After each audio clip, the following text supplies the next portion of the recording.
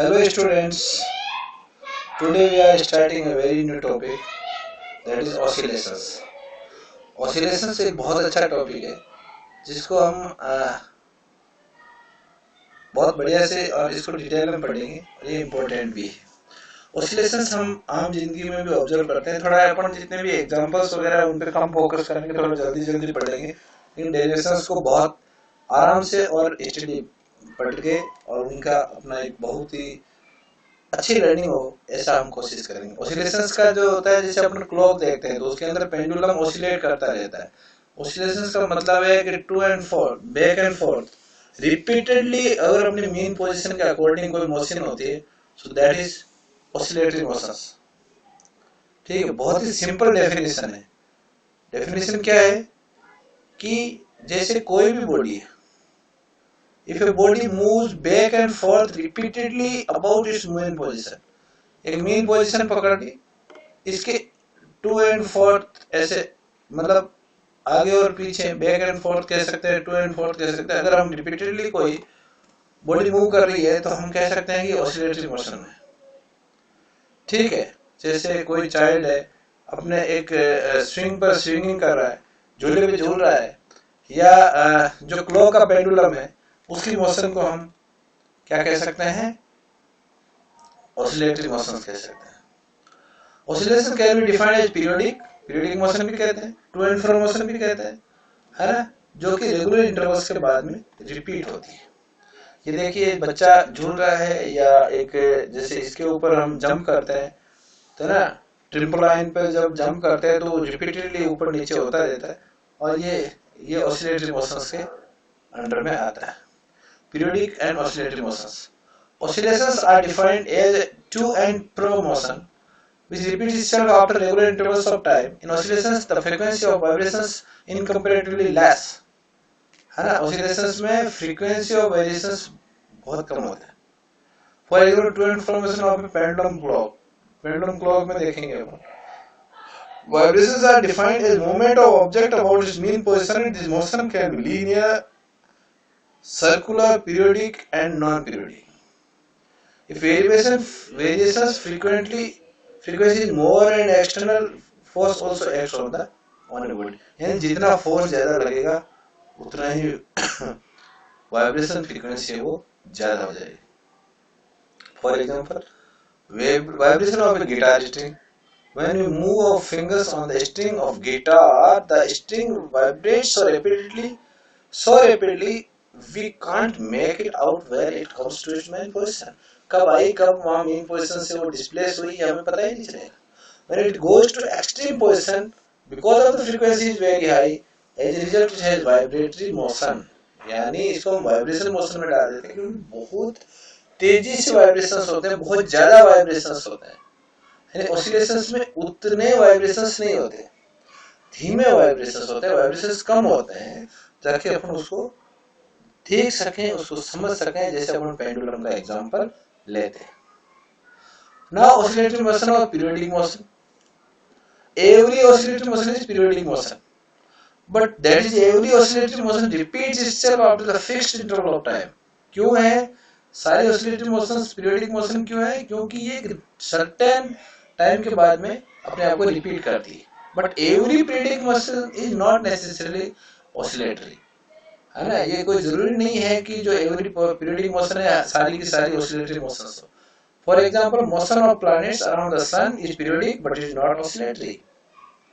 Periodic तो है, जैसे अपन यहाँ पर मैंने एक फिगर दिखाया है, इसमें अर्थ के चारों ओर जैसे मून घूम रहा है, बट क्या हम इसमें ये कह सकते हैं कि ये ऑसिलेटरी है? नहीं, ये पीरियोडिक है। इक्विलिब्रियम पोजीशन, इक्विलिब्रियम पोजीशन किसे कहेंगे? देखो, इसमें दो तीन तरह की पोजीशंस होती है। एक होती है ये, जैसे मैंने पेंडुलम का यहाँ पर एग्जांपल लिया है, तो पेंडुलम का एग्जांपल जब हम ले रहे हैं तो जस्ट मिनट, पॉइंटर कहाँ खो गया भाई? मिल गया। जब हम ले रहे हैं तो यहाँ पर ये जो है ये पॉइंट ऑफ सस्पेंशन है, सस्पेंड हो रखा है यहाँ पर, और ये जो पोजीशन है बीच वाली, जिसको हम मीन पोजीशन कह रहे हैं, ये इक्विलिब्रियम पोजीशन है, और ये एक्सट्रीम पोजीशन है क्योंकि ये मैक्सिमम ए तक जा सकता है इस साइड में मैक्सिमम सी तक जा सकता है। तो ये दोनों जो पोजिशन है, ये नेगेटिव डायरेक्शन में एक्सट्रीम पोजीशन है, ये पॉजिटिव डायरेक्शन में एक्सट्रीम पोजीशन है, ये पॉजिटिव डायरेक्शन में, ये negative direction, but both are extreme positions. ठीक है। पीरियड, पीरियड किसे बोलेंगे? The time taken by an oscillating body to complete one cycle of oscillation. Oscillations का एक साइकिल कंप्लीट करने के लिए जितना टाइम लगेगा उसे बोलेंगे period. This means to and fro motion of the body gets repeated after a fixed interval of time. It is denoted by T, capital T से इसको दिखाएंगे और इसकी यूनिट होगी वो सेकंड होगी। ये कोई ज्यादा बड़े इश्यूज नहीं है। यानी एक पूरा ऑसिलेशंस, यानी यहां से मान लो मैं काउंट करना शुरू करता हूँ A से, तो वापिस A तक आने तक का टाइम। अगर मैं B से शुरू करता हूँ तो वापिस B तक आने का टाइम। B पर दो बार आएगा, एक बार नेगेटिव साइड से, एक बार पॉजिटिव साइड से, तो पूरे दोनों बार आने का है ना। हाँ, तो ये पूरा जो साइकिल कंप्लीट हो जाएगा ऑसिलेशन का, तो उसे हम बोलेंगे period, time period. Frequency 1/T होगी, जैसा कि होता है पहले आप अपन छोटी क्लास से पढ़े, it is defined in number of cycles पर सेकंड। एक सेकंड में कितने साइकिल कंप्लीट हुए, है ना। एक सेकंड में कितने साइकिल ऑसिलेशन से कंप्लीट हुए, that is frequency. And frequency f is equal to 1/T। ये यहाँ पर v लिखा हुआ है, but it is not v, actually it is nu. और ये इसका जो v होता है ऊपर से थोड़ा सा ऐसे टेढ़ा होता है, ताकि हम इसको न्यू लिख सकें। ऐसा ऐसा बोलते हैं इसको, इसकी साउंड आती है ऐसी, न्यू। ठीक है, इसको f से भी डिनोट करते हैं। ठीक है। Now displacement. Displacement in the periodic motion can be represented by a function which is periodic with repeats after a fixed interval of time. In the above image, we can see that the motion of an oscillating simple pendulum can be described in terms of angular displacement from the vertical. In the above image, second image और दी हुई है, we can see there is a block which one end is attached to a spring, the other is attached to a rigid ball, acts as the displacement from the wall. देखो, अगर हम spring को खींचेंगे, मैं simple शब्दों में इसको explain करना, ये यहाँ पे दीवार के साथ बांध दी इसको, स्प्रिंग को, इसको खींचा तो जितनी डिस्टेंस तक ये गई, तो ये एक्स जो हो गया, इससे जितनी डिस्टेंस पर रहेगी ये इसका डिस्प्लेसमेंट हो। यहाँ पर पेंडुलम की अगर हम बात करें तो यहाँ से मान लीजिए एक टाइम के बाद में यहाँ पहुंच गया, ये यहाँ पहुंच गया, ये थीटा एंगल तक, तो इसका मतलब ये इसका डिस्प्लेसमेंट हो गया। और डिस्प्लेसमेंट होगा मतलब हुआ angular displacement theta from the mean position. तो डिस्प्लेसमेंट भी कई तरह का होता है ना, एंगुलर भी होता है, लीनियर भी होता है। In the above figure, a block attached to a spring, the other end of it is fixed to a rigid ball. The block moves on a frictionless surface. The motion of the block can be described in the terms of its distance or displacement x from the ball. So Ft is given by function of time की बात कर रहे हैं हम, Ft is given by a cos omega t. What is a? A is constant here and omega t यहाँ की frequency हो गई। इस कोसाइन फंक्शन रिपीट आफ्टर 2 पाई, 2 पाई के बाद में कोसाइन फंक्शन रिपीट होता है, तो हम इसको ऐसे भी लिख सकते हैं, cos थीटा की जगह cos ओमेगा t प्लस 2 पाई। सॉरी, यहाँ पर थोड़ा लिखने में इसने ऐसे लिखा है, यहाँ पर थीटा होना चाहिए, theta plus 2 pi. So cos omega t, theta की जगह अगर ओमेगा t आ गया तो cos omega t plus 2 pi, है ना। तो ft equal to ft plus t, t का मतलब टाइम पीरियड। एक टाइम पीरियड के बाद ये वापस रिपीट होगा same. So a cos omega t is equal to a cos omega t plus t, यानी a cos omega t plus omega t, ऐसे हम लिख सकते हैं। ठीक है ना। तो इसका मतलब दोनों को अगर हम कंपेयर करें तो ओमेगा t का मतलब हो गया 2 पाई, तो t कितना हो गया 2 पाई बाई ओमेगा। ये बहुत इंपॉर्टेंट फॉर्मूला है। Time period is equal to 2 pi upon angular frequency omega. ठीक है। नाउ डिस्प्लेसमेंट अगेन ft से शुरू करो, a cos omega t a sin omega t भी हो सकता है, सिनुसोइडल सॉल्यूशंस है दोनों। तो अगर टोटल अपन कंबाइंड इसका इफेक्ट देखें तो एक ओमेगा एक sin ओमेगा t प्लस एक cos ओमेगा t। अब यहाँ पर हमें क्या करना पड़ेगा कि एक कांस्टेंट इसमें डालना पड़ेगा, a की जगह हम d cos phi रख दे, इसको b ले लेते हैं ना, इसको b ले लेते हैं, इसको b ले लेते हैं, ये ज्यादा बेटर होगा। या b ले गए तो b की जगह मैंने d sin phi रख दिया, तो ये आ गया d cos phi इस a की जगह, और इसकी जगह आ गया d sin phi। ये मैंने अपनी तरफ से एज्यूम किए हैं, a और b की वैल्यू यहाँ रख दी, d कॉमन आ गया, cos phi sin omega t sin phi cos omega t, और ये sin a प्लस b का फॉर्मूला बन गया, sin a cos b plus cos a sin b। तो मैं इसको लिख सकता हूँ ft is equal to d sin omega t plus phi। तो इस एक्सप्रेशन से हम कह सकते हैं जो डिस्प्लेसमेंट होगा it can be written as sine और कोसाइन फंक्शन, यानी सिनुसोइडल फंक्शन हो गया, ये सिनुसोइडल फंक्शन हो गया, इसको साइन से भी दिखा सकते हैं, कोसाइन से भी दिखा सकते हैं। ठीक है, डिपेंड करता है कि ऑसिलेशंस किस तरह के हो रहे हैं। Now simple harmonic motion. Simple harmonic motion is a periodic motion of the body moves to and fro about its mean position. The restoring force on the oscillating body is directly proportional to the displacement is always direct towards the mean position. इसको थोड़ा सा हम समझ लेते हैं ताकि हम जब पढ़ेंगे तो आपको थोड़ा थोड़ा कम भी समझ में आ सकता है, लेकिन जब हम इसको बढ़िया से समझ लेंगे तो ज्यादा दिक्कत नहीं होगी। जैसे ये मीन पोजीशन पर कुछ है, ये इधर मैंने वजह से आपको बताया था प्लस एम्पलीट्यूड दिया है, पूरा मैक्सिमम ए तक जा सकता है इस पॉइंट तक, तो प्लस डायरेक्शन, ये माइनस डायरेक्शन, इधर ये इधर प्लस आ गई, इधर कितनी क्या आ गई माइनस डायरेक्शन। तो सिंपल हार्मोनिक मोशन जो है वो कैसे डिफाइन करेंगे आप कि ये इस मेन पोजीशन के टू एंड फ्रो आगे और पीछे यहाँ पर मूव करेगी, और जो रीस्टोरिंग फोर्स है जो इस पे एक फोर्स काम करेगा वो प्रोपोर्शनल होगा डिस्प्लेसमेंट, यानी जितनी दूर होगी उतना ही ज्यादा काम करेगा। कहने का मतलब है कि यहाँ पर है तो इसके ऊपर एक, जैसे ये यहाँ पर जाएगा पार्टिकल या जो बॉडी है, तो उसके ऊपर एक इस साइड में फोर्स काम करेगा जिसे हम रीस्टोरिंग फोर्स कहेंगे, वो इसको इस मूविंग पोजीशन में लाने की कोशिश करेगा। जो जितना दूर जाएगा उतना ही ज्यादा लगेगा, और इसकी डायरेक्शन होगी वो इस मीन पोजीशन की तरफ होगी। जैसे यहाँ पर पॉइंट है तो वो इसको इधर खींचेगा, अगर यहाँ है तो वो इसको इधर खींचेगा, और यहाँ इस मीन पोजीशन पे लाने की कोशिश करेगा। ठीक है, इसको भी हम वैसे ही डिफाइन करेंगे। एक्स को मैंने दे दिया डिस्प्लेसमेंट को a cos omega t plus phi, a amplitude हो गया, phi आपका omega t plus phi, phi आपका फेज एंगल हो गया, ओमेगा t फ्रीक्वेंसी हो गई, राइट। और इसकी जो डायरेक्शन आएगी वो ऐसे आएगी, displacement versus d versus time, यानी डिस्प्लेसमेंट x, और ये मान लो मैंने डिस्प्लेसमेंट यहाँ पर x ले लिया और ये टाइम, इसके बीच में ग्राफ खींचेंगे तो ऐसा ग्राफ आएगा, राइट। ऐसा ग्राफ आएगा। ऐसा ग्राफ कब आता है? जब केवल और केवल सिनुसोइडल पोजीशन में आता है। या तो हम cos थीटा वाला फंक्शन ले, और या फिर हम sin थीटा वाला फंक्शन। ठीक है, now phase, phase is phi,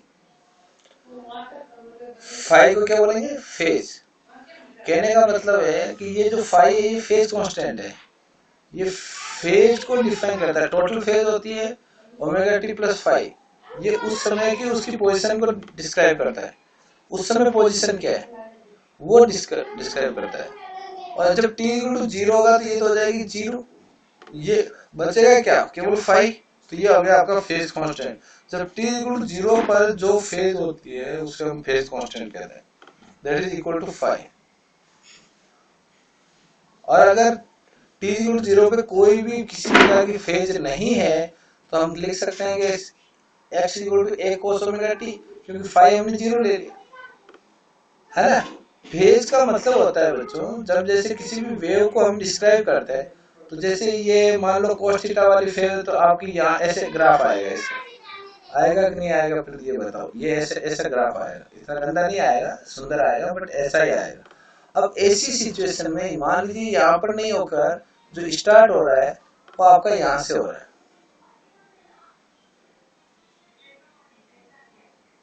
ऐसा, ठीक है। इसका मतलब यहाँ पर थोड़ा सी ऐसे ऊपर पीछे की साइड में जा रहा है ना, जो कि यहाँ टॉप यहाँ होना चाहिए था, थोड़ा सा पीछे रह गया।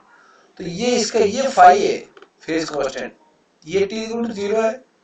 टी इक्वल टू 0 पे जो फेज में जो चेंज होगा, जो पीछे रहेगा, दैट इज फाई, है ना। हाँ, अब समझ में आया होगा सर। यहाँ देखो, अगर फाई मैंने 0 ले लिया है तो cos 0 की वैल्यू 1 होगी। तो इसका मतलब मेन पोजीशन पे t इक्वल टू 0 पे, कि मान लीजिए वो a पे, ठीक है। सिंपल हार्मोनिक मोशन को समझने के लिए अपने को ऐसे करना पड़ेगा, यहाँ से समझना। जैसे मान लो ये आपके आ गई माइनस ए, ये आ गया यहाँ पर प्लस ए, यहाँ पर माइनस ए और प्लस ए आ गया, ये इसकी आ गई मेन पोजीशन, ठीक है। तो t इज इक्वल टू 0 पे मान लीजिए कि वो यहाँ पर है। कहाँ पर है? यहाँ पर है बॉडी। ये मैंने ले लिया मेन पोजीशन। अब इस पे फोर्स किधर लगेगा? इस साइड में लगेगा। t is equal to T by 4, T by 4 पर वो यहाँ से बॉडी यहाँ आ जाएगी। यहाँ इसकी वेलोसिटी जो होगी वो मैक्सिमम होगी, मैक्सिमम वेलोसिटी होगी, और ये इधर जाना चाहेगा, फोर्स दिखाए वो शो करेगी, इधर जाएगा, और t बाई 2 पे ये यहाँ पहुंच जाएगा। फिर 3t बाई 4 पर यहाँ आएगा, क्योंकि अब यहाँ जाते ही इसका रिस्टोरिंग फोर्स इस साइड में लगेगा।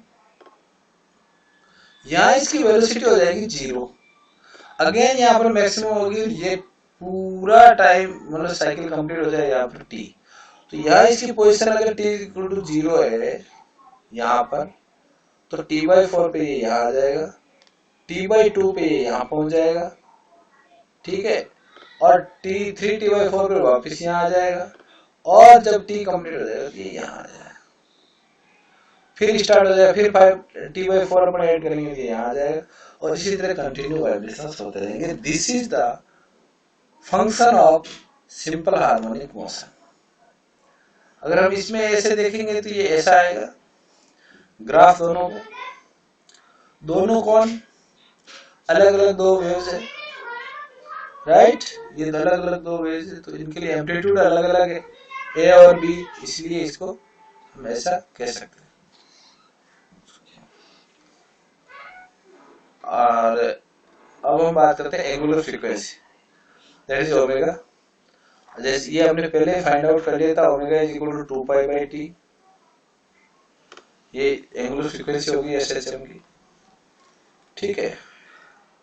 नाउ एसएचएम और यूनिफॉर्म सर्कुलर मोशन की हम इंटरप्रेट करते हैं। Uniform circular motion can be interpreted as SHM. Uniform circular motion जो हम पढ़ रहे हैं क्लास 9 से, इसको हम एसएचएम कह सकते हैं। To explain above statement, consider a ball tied to a thread and moving in a circular path such a way it appears to be a circular motion for a person who is observing it from the top view and who is standing in the same place as we are. But it appears to be SHM if somebody is standing in the same plane of motion. अब ये एक समझने वाली बात है। मान लीजिए कि एक सर्कुलर मोशन यहां पर हो रही है, इस तरह की मोशन हो रही है, एक आदमी इस पर यहां पर टॉप से यहां से देख रहा है, उसके लिए एक सर्कुलर मोशन है। कैसी मोशन है? सर्कुलर मोशन, कि भाई एक सर्किल में मूव कर रही है कोई ऑब्जेक्ट, तो इसको हम कहेंगे सर्कुलर मोशन। बट इसी सेम को अगर कोई आदमी यहां से ऑब्जर्व कर रहा है, इसी की एक्सिस पे खड़ा होकर, तो इसको क्या लगेगा कि अब यहां से जैसे यहां आया एक ऑब्जेक्ट, फिर वापस इसको दूर जाता हुआ नजर आएगा, फिर वापस ऐसा नजर आएगा कि नहीं आएगा? इस तरह की मोशन लगेगी। तो इसके लिए ये एसएचएम है, बट इसके लिए क्या है? सर्कुलर मोशन, ठीक है। ऊपर से देखने पर वो सर्कुलर मोशन लगेगी, बट एक साइड से आप उसी के एक्सिस पे खड़े होकर देखोगे, जब यहाँ पर आएगा तो उसको लगेगा कि ये क्लोज आ गया, यहाँ आ गया तो उसको लगेगा कि ये दूर चला गया, और जब उसकी पोजीशन इन दोनों जगह पर रहेगी तो उसको लगेगा कि मेन पोजीशन पे। इस तरह का ऑब्जर्वेशन मोड मिलेगा इस ऑब्जर्वर के लिए। तो for this observer the uniform circular motion is also SHM. ठीक, क्लियर। नाउ इसी को ये इसने एक्सप्लेन किया है। अब ये यहां देखिए, ये इसका प्रोजेक्शन बनाया हुआ है। प्रोजेक्शन ऐसे बनाया हुआ है कि भाई जब यहां पर इन दोनों कंपेयर कर लिया इन्होंने, सर्कुलर मोशन को और एसएचएम को, जब पॉइंट यहां पर है तो उसके लिए यहां वाला जो ऑब्जर्वर है उसके लिए कैसा होगा, और ऊपर जो टॉप पे ऑब्जर्वर है उसके लिए कैसा होगा। इन दोनों को उन्होंने मिक्स करके बताया, इसी को बोलते हैं प्रोजेक्शन। तो दोनों मोशंस को हम एक साथ रिप्रेजेंट करते हैं, दैट इज कॉल्ड प्रोजेक्शन। अब ये देखिए एसएचएम कैसे हो रही है, यहां पर इस तरह यहां हो रही है, ये मेन पोजीशन है। जब यहां है, अब राइट सर्कुलर मोशन को ले लीजिए, जब यहां पर पॉइंट होगा तो ये इसके लिए मैक्सिमम एसएचएम का जो एम्पलीट्यूड है उसके इक्वल होगा। जैसे यहां पर पार्टिकल जाएगा या बॉडी जाएगी, इसको लगेगा कि अब जो इसका प्रोजेक्शन आएगा वो यहां आएगा। इसको ये ऑब्जर्व होगा कि इस जगह पर इस समय पार्टिकल की पोजीशन है। ठीक है, थोड़ा आगे जाएगा। अब इस एक पोजीशन को इसने लिया, मान लीजिए यहां पर इसका जो एंगल है, जो फेज है, that is omega T plus 5, और ये इसका डिस्प्लेसमेंट हो गया एक्स टी। तो हम ये अगर राइट सर्कुलर मोशन भी हो रही है तो उसका प्रोजेक्शन यहां लेकर इसको एसएचएम के रूप में रिप्रेजेंट कर सकते हैं। नाउ कंक्लूजन क्या लिखा है, SHM is the projection of right uniform circular motion. SHM है क्या, एक प्रोजेक्शन ही है यूनिफॉर्म सर्कुलर मोशन का on the diameter of the circle in which the SHM takes place. जहां पर एसएचएम होती है उस एक डायमीटर को, उस एक एक्सिस को पकड़कर अगर हम इस यूनिफॉर्म सर्कुलर मोशन को रिप्रेजेंट करें तो एसएचएम ही है। ये दोनों का कंपैरिजन यहां पर एक्सप्लेन किया। Velocity in simple harmonic motion, velocity को हम ऑलरेडी डिस्क्राइब कर चुके हैं, है ना। इसके अंदर थोड़ा सा प्रोजेक्शन के हिसाब से बताया, काफी कंफ्यूजिंग है। आपको ये समझना चाहिए कि जैसे ये मान लीजिए मीन पोजीशन है और इस एक्सिस पे अगर एसएचएम हो रही है, यहां पर जो वेलोसिटी होगी that will be equal to 0, यहां पर जो होगी दैट विल बी मैक्सिमम, और यहां पर जो होगी अगेन दैट विल बी 0। ठीक है,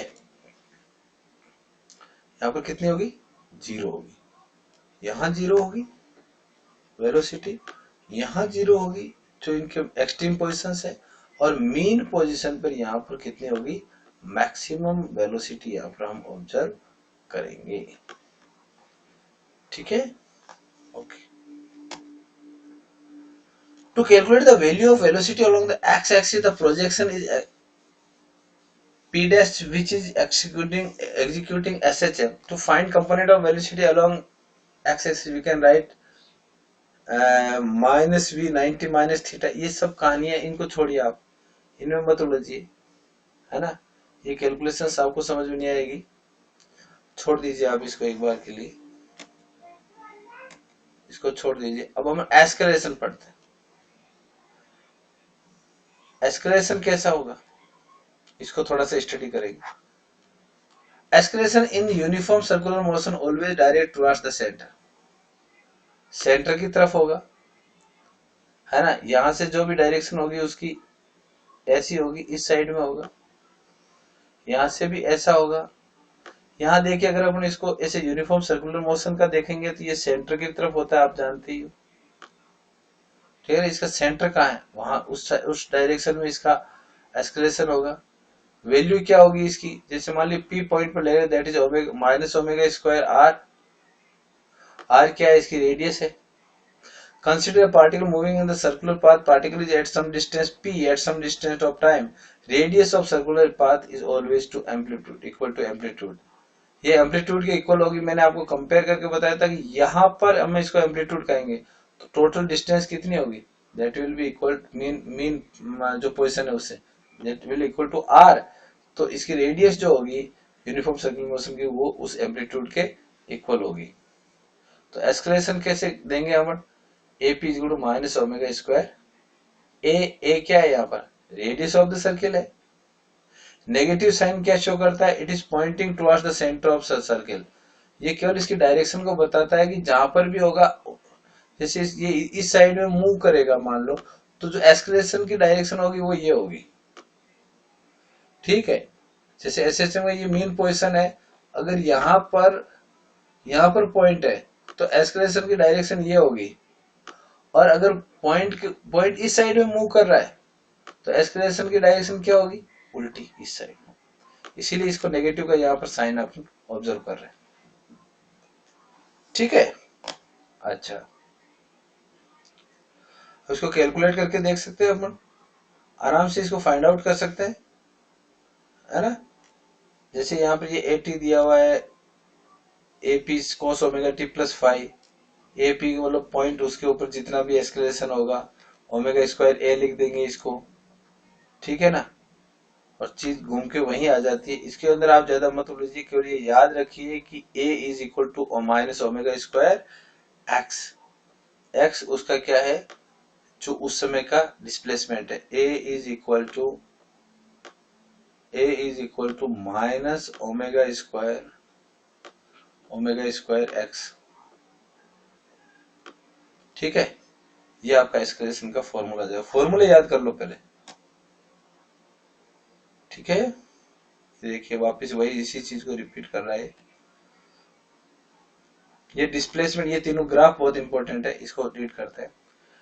देख लीजिए, ये मान लो ये सिनुसॉइडल सुपरपोजिशन है। सबसे पहले हम एक्स और टी का ग्राफ देखते हैं, x versus T, x versus T का ये graph, just a minute, okay.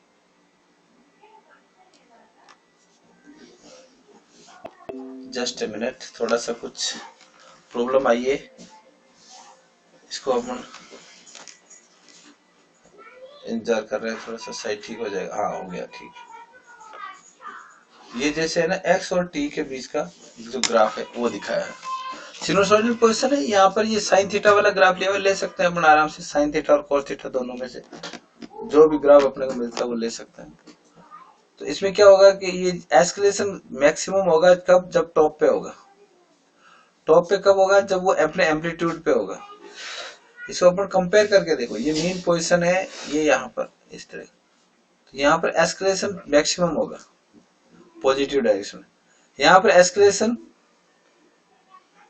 Minimum होगा, ठीक है। तो यहाँ पर ये जब गया तो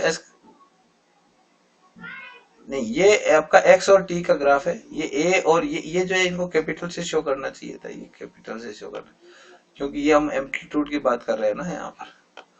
तो ये आ गया आपका, इस तरह मूव करा t/4 पर, यहाँ होगा, फिर वापिस आ गया t/2 पर, ये यहाँ पे साइकिल कंप्लीट हो गया, है ना। एक्स और जब t इक्वल टू 0 पर यहाँ है, मान लीजिए t इक्वल टू 0 पर पोजिशन ये है, तो डिस्प्लेसमेंट 0 हो गया। t/4 पर यहाँ पहुंच जाएगा तो डिस्प्लेसमेंट मैक्सिमम हो गया। t/2 पर अगेन 0 आ जाएगा, वापस यहीं आ जाएगा। फिर 3t/4 पर यहाँ पहुंच जाएगा maximum in the negative direction, और वापस ये 0 पे आ जाएगा। तो एक साइकिल के लिए x और t का ग्राफ ऐसा आएगा। अब वेलोसिटी की बात करें तो वेलोसिटी जैसे मैंने बताया था आपको, जब t equal to mean position होगा तो मैक्सिमम वेलोसिटी होगी, कितनी होगी, मैक्सिमम वेलोसिटी होगी। तो ये t इक्वल टू 0 पर तो मैक्सिमम वेलोसिटी आ गई, और वेलोसिटी की क्वांटिटी कितनी होगी, a ओमेगा, है ना। उसके बाद t/4 पे 0 हो जाएगी, जैसे ही यहाँ पर पहुंचेगा, यहाँ पर रुक जाएगा, तो यहाँ पर हो जाएगी t/4 पे 0 वेलोसिटी, फिर यहाँ पर मैक्सिमम होगी, फिर यहाँ t/4 पे 0 हो जाएगा, फिर मैक्सिमम हो जाएगी। तो ये इसका ग्राफ थोड़ा सा यो आएगा। एस्केलेशन और डिस्प्लेसमेंट का ग्राफ सेम आएगा, बट दोनों की डायरेक्शन अलग होगी, क्योंकि जैसे ही हमारा डिस्प्लेसमेंट मैक्सिमम होगा, एस्केलेशन उल्टी डायरेक्शन में काम वर्क करता है, इस डायरेक्शन दोनों तरफ से। यानी अगर बॉडी इस साइड में मूव कर रही है तो एस्केलेशन सेंटर की तरफ होगा हमेशा पोजीशन के टाइम। तो इसकी डायरेक्शन देखो उल्टी है डिस्प्लेसमेंट वाले की, इसकी बाकी मैक्सिमम जो आ रहे हैं दोनों में सेम पोजीशन पे आ रहा है। ये एम्पलीट्यूड पे यहाँ पर एस्केलेशन मैक्सिमम है, यहाँ पर डिस्प्लेसमेंट मैक्सिमम है, but in the opposite directions. तो ये ग्राफिकल इनका जो रिप्रेजेंटेशन है ये हमें समझ में आ जाना चाहिए। इसका एम्पलीट्यूड क्या होगा, -a ओमेगा। इसका एनर्जी, दो तरह की एनर्जी होती है। The kinetic energy and potential energy, और ये वेरी करती है जीरो से लेकर मैक्सिमम पे।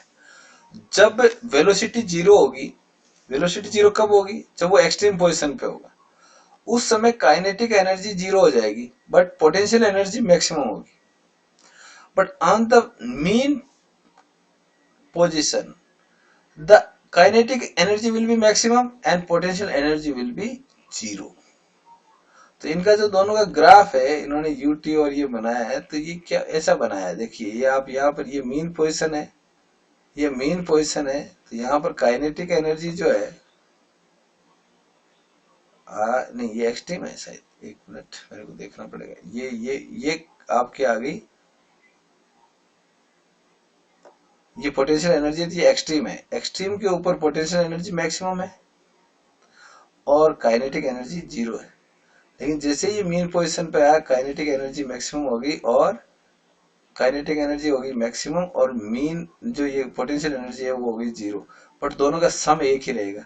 इसीलिए ये जो इनका दोनों का सम जो लिया है इन्होंने, ये लिया है कि दोनों तरफ ये KT plus UT, kinetic energy और पोटेंशियल एनर्जी दोनों का सम हमेशा कांस्टेंट रहेगा, यानी एनर्जी कंजर्वेशन का फंक्शन यहाँ पर भी काम करेगा। और ये इसको यहाँ पर शो किया है, जैसा मैंने आपको बताया था कि ये U यहाँ पर जीरो होगी मेन पोजीशन पे, काइनेटिक एनर्जी यहाँ पर मैक्सिमम होगी, वहीं ये काइनेटिक एनर्जी मैक्सिमम बताया, और वही जो एक्सट्रीम पोजीशन होगी वहां पर U जो है वो मैक्सिमम होगा, जबकि काइनेटिक एनर्जी जीरो होगी। तो ये इनको यहाँ पर ग्राफ से रिप्रेजेंट किया हुआ है। ये आपके फॉर्मूले हैं जो हमें याद रखना है। स्प्रिंग का जो ऑसिलेशंस है ये हम नेक्स्ट क्लास में देखें, ज्यादा बेटर होगा, क्योंकि बहुत लंबा चैप्टर होता जा रहा है, तो इसको हम नेक्स्ट क्लास में स्टडी करेंगे, oscillations due to spring. Okay, just a minute wait करें थोड़ा सा।